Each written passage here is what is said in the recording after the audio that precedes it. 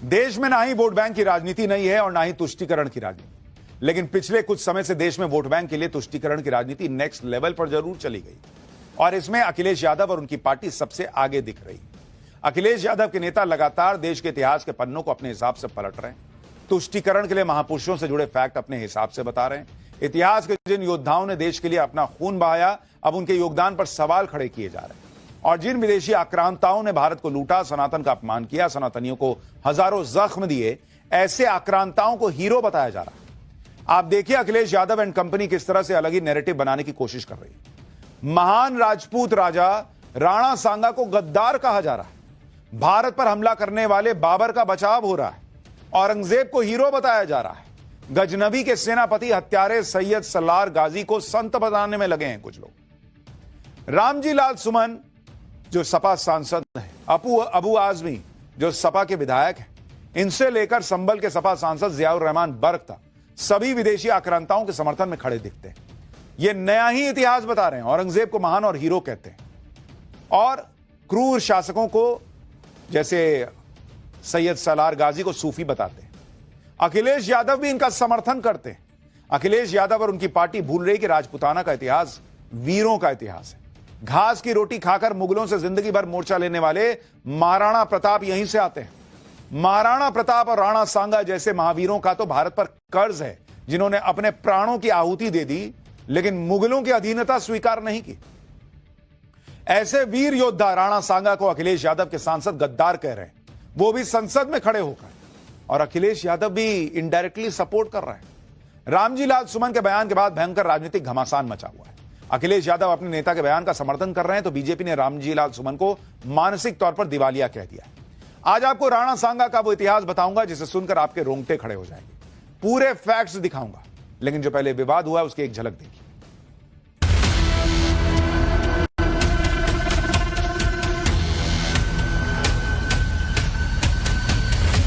राणा सांगा की औलाद हो।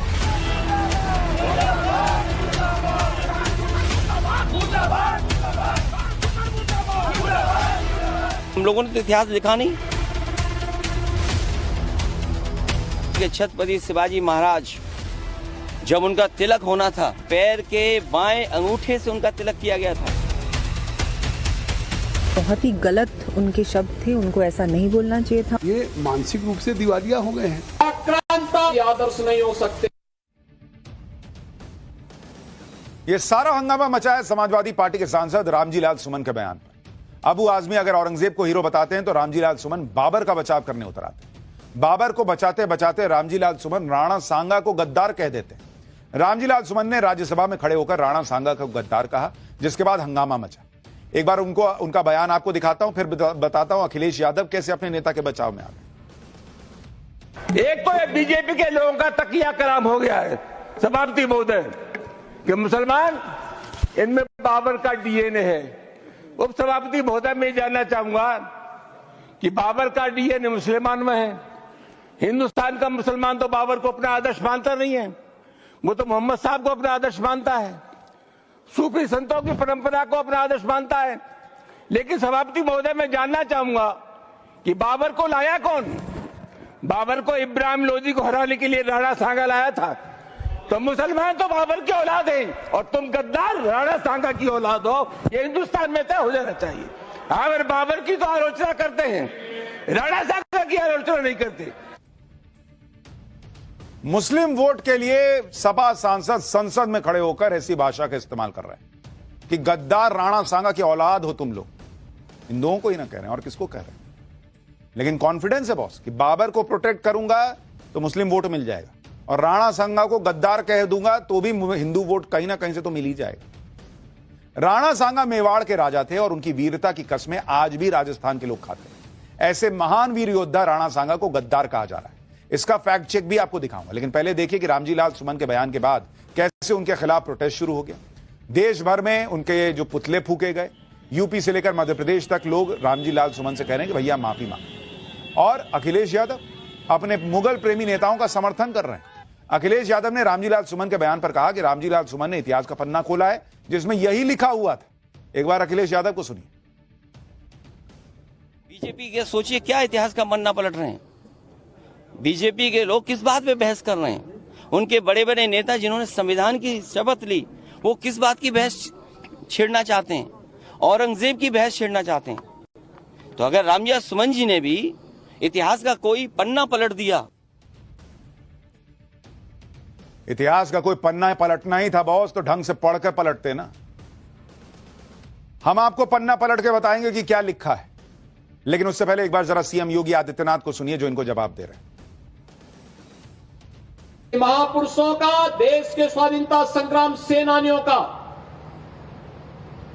जो सम्मान नहीं कर सकता, उस व्यक्ति के लिए और उस कौम के लिए कोई जगह नहीं हो सकती, उसके लिए कोई जगह नहीं हो सकती। जो आक्रांता बनकर के भारत की आस्था को कुचल रहे थे, वे भारत के लिए कभी आदर्श नहीं हो सकते, भारत के नागरिकों के लिए कभी आदर्श नहीं हो सकते। जिन राणा सांगा को अखिलेश यादव के सांसद गद्दार कह रहे हैं, उनका इतिहास गौरवशाली है।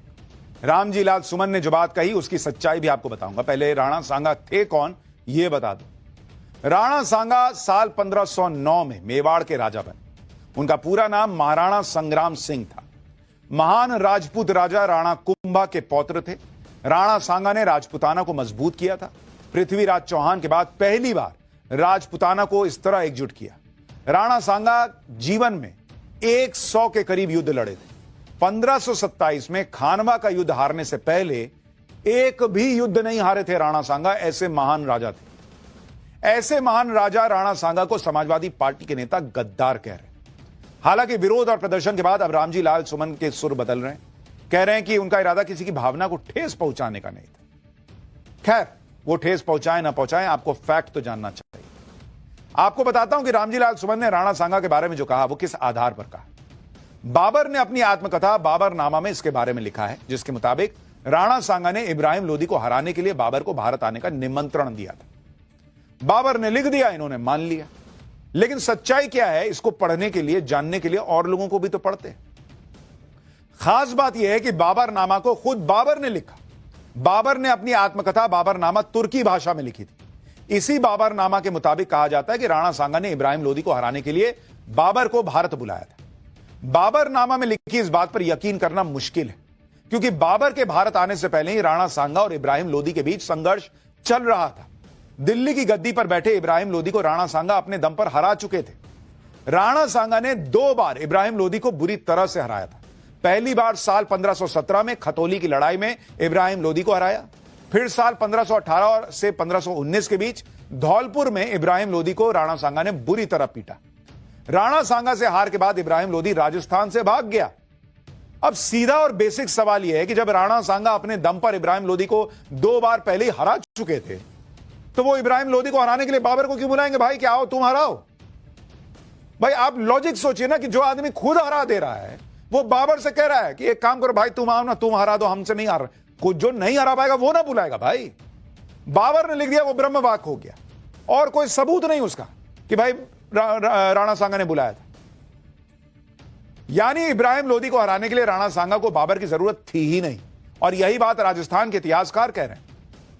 राजस्थान और खासकर मेवाड़ के इतिहास पर लिखने वाले इतिहासकार डॉक्टर दशरथ शर्मा ने अपनी किताब अ कंसाइज हिस्ट्री ऑफ मेवाड़ में लिखा है कि ऐसा कोई प्रामाणिक दस्तावेज है ही नहीं जिससे साबित हो सके कि राणा सांगा ने आधिकारिक रूप से बाबर को भारत आने का न्योता दिया था। इसी तरह से एक और इतिहासकार हैं वीएस भंडारकर, जिन्होंने अपनी किताब अ हिस्ट्री ऑफ मेवाड़ में लिखा है कि राणा सांगा कभी बाबर के समर्थक थे ही नहीं।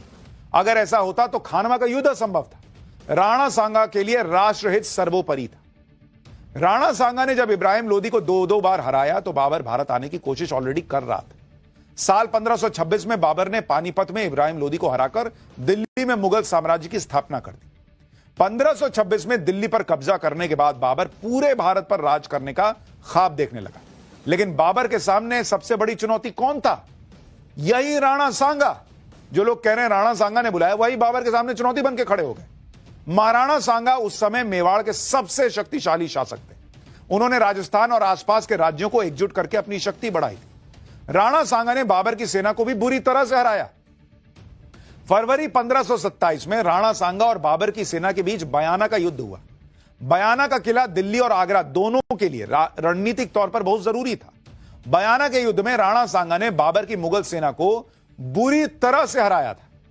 अब आप खुद सोचिए बॉस, राणा सांगा इब्राहिम लोदी को हराए जा रहे हैं, लेकिन पब्लिक करिए ना, उन्होंने तो बाबर को बुलाया कि तुम हरा दो मेरी तरफ से। अच्छा, जो बाबर हराने आया इब्राहिम लोदी को, वो खुद राणा सांगा से हार गया। इसका मतलब राणा सांगा उससे भी सुपीरियर। गजब का हिसाब चल रहा है। राणा सांगा ने बाबर को भारत बुलाया, इस दावे में आप कितना दम है खुद ही समझ सकते हैं। राणा सांगा ने बाबर को बुलाया या नहीं इसका कोई प्रमाण नहीं है, लेकिन राणा सांगा की बहादुरी के एक नहीं सैकड़ों सबूत हैं जो कहते हैं कि भाई राणा सांगा को किसी बाबर की जरूरत नहीं थी।